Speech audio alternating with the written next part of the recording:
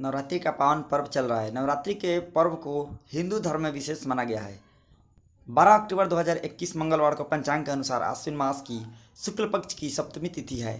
सप्तमी तिथि को नवरात्रि के 7वें दिन की पूजा की जाती है। सप्तमी तिथि नवरात्रि में माँ कालरात्रि की पूजा की जाती है। इस दिन माँ कालरात्रि की पूजा करने से जीवन में आने वाली सारी परेशानियाँ दूर होती है। नवरात्रि में माँ कालरात्रि की पूजा का महत्व है।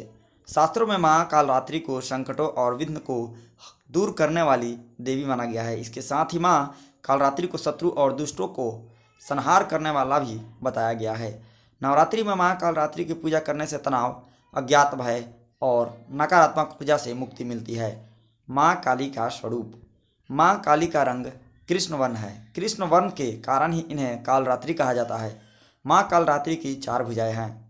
माँ कालरात्रि की पूजा विधि। आश्विन मास की शुक्ल पक्ष की सप्तमी की सुबह स्नान करने के बाद पूजा आरंभ करनी चाहिए।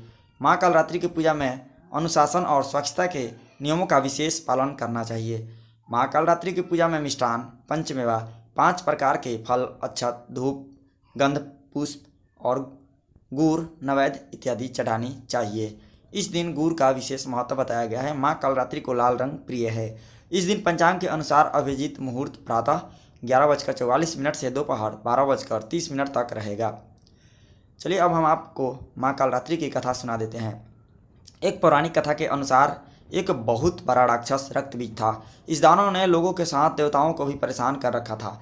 रक्तबीज दानव की विशेषता यह थी कि जब उसके खून की बूंदें धरती पर गिरती थी तो बिल्कुल उसके जैसा दानव बन जाता था। दानव की शिकायत लेकर सभी देवतागण भगवान शिव के पास पहुँचे। भगवान शिव जानते थे कि इस दानव का अंत सिर्फ और सिर्फ माता पार्वती ही कर सकती है। भगवान शिव ने माता से अनुरोध किया। इसके बाद माँ पार्वती ने स्वयं शक्ति संधान किया।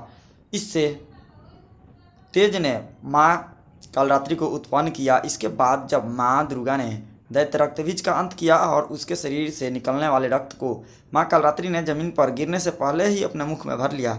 इस तरह से देवी माँ ने गला काटते हुए राक्षसों का दानव रक्तबीज का अंत किया। रक्तबीज का वध करने वाला माता पार्वती का यह रूप कालरात्रि कहा जाता है। दोस्तों, आपको ये जानकारी कैसी लगी आप हमें कमेंट बॉक्स में ज़रूर बताएं। अगर आपको वीडियो अच्छी लगी तो चैनल को सब्सक्राइब जरूर कर लें। धन्यवाद।